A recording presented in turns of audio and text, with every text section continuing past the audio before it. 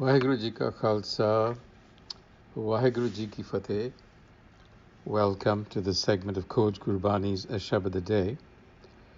Our recitation continues from Gaudi Purbi Mahalla Chautha.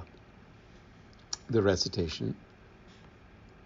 Is gad mein har Ram Rai hai, kich sad na pave teetha, har deen dayal anugrah kiya, har gur sabdi chakh deetha. Ram har kirtan gur liv meetha rahao, हर अगम अगोचर पार ब्रह्म है, मिल सतगुर लाग बसीठा, जिन गुर बचन सुखाने ही अरे, तिन आगे आन परीठा। मन मुख हियरा अत कठोर है, तिन अंतर कार करीठा। बिसियर को बहु दुध पियाया, बिख निकसे फूल फुलीटा। हर प्रभ आन मिलावो गुर साधु, कस गरुड़ शब्द मुख लीठा। चन नानक गुर के लाले गोले,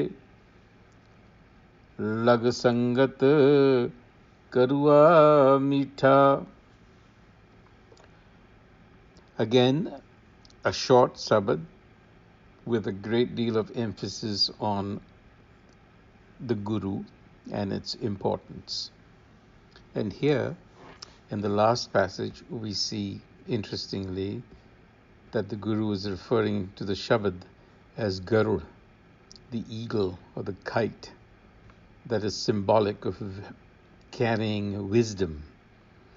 In Indian mythology, it symbolizes the mount of Vishnu, the god Vishnu, and it also represents the sun, which is compared to a bird in its flight carrying the ambrosial life-giving plant, Amrita, the Somaras, from heaven to earth. So when the Guru, and it carries a snake in its mouth, that is symbolic of the ego.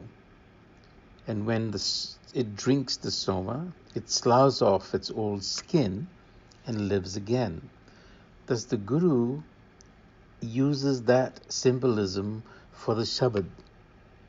The Shabad is the Somras, is the Amrit, which we have to drink, which will dissolve our egos, and we will then be born again spiritually, so to speak. That's really the gist of this Shabad. So let's look at it. Is gad mein hai, in this fort, referring to the body-mind complex. Is gad mein hai, har Ram Rai hai, dwells the king, the har Rai referring to the self. So the self dwells in the fort of this body. Kich sadhana pave titha. So despite the fact that the essence is within you, the insolent mind, the stubborn ego, really has no awareness of it. Sadhana pave, sadhana has no taste for it. It just doesn't know about it. Forgetfulness. Har deen dayal anugrah kiya. So here it is. Har deen dayal. Har is compassionate towards the poor and the lonely. And it is His grace that eventually brings this awareness of the Har. But that is done when Gur Sabdi Chakhadita. Only when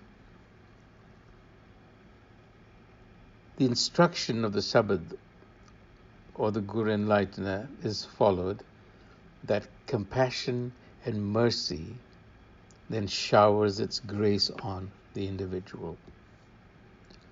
And so therefore, Ram Har Kirtan Gur Liv Meetha. a supplication.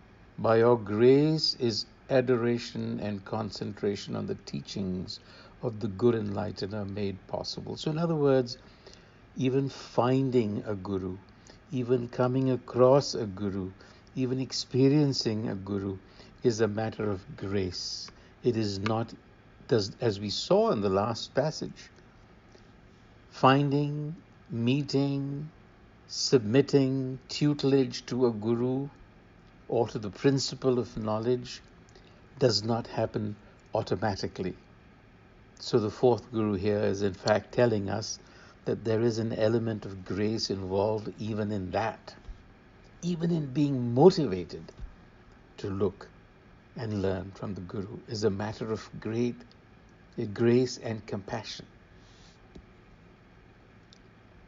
Har agam agochar parabaram hai. These are the characteristics of the har.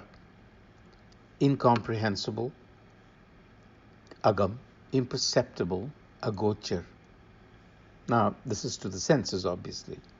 And it is the supreme creator, Parabrahm. How would you know it? How do you go past the senses? Mil Satgur Lag Basita. Basita means a go-between, and also a minister, someone who advocates. So the Satgur, or the teachings of the Satgur, become the advocacy to the Har. So therefore, the Guru says, Jin Gur Bachan Sukhane Hiere. I submit to those who have taken to heart the pleasing words of the Gur Enlightener. Jin Gur Bachan Sukhane Hiere, Tin Age An Parita. I prostrate in front of them. That is the importance of the Shabad. But here's our condition that he explains. Manmukh here ati kathor hai. Manmukh, ego consciousness, ego-centered. They're stone-hearted and filled with pitch darkness. Then antarkari karita, spiritual ignorance. And then the example of the snake, their nature, the nature of egotism is like the snakes. No matter how much milk is fed to a snake, it will spew poison. So an ego will be an ego. It'll spew its poison no matter how much milk you give it to drink. Or in other words, how much you feed it. Har prab aan milavo gur sadhu. Again, it's a matter of grace. The reach out is to the Har, to bring us face to face with the Gur Sadhu, perfected ones, the company of the Sadhu. Kas garad sabad mukh lita. The Gur Sadhu, like that eagle we just spoke about, carries the wisdom of the Har in its mouth, meaning in its speech. That is what we want to hear.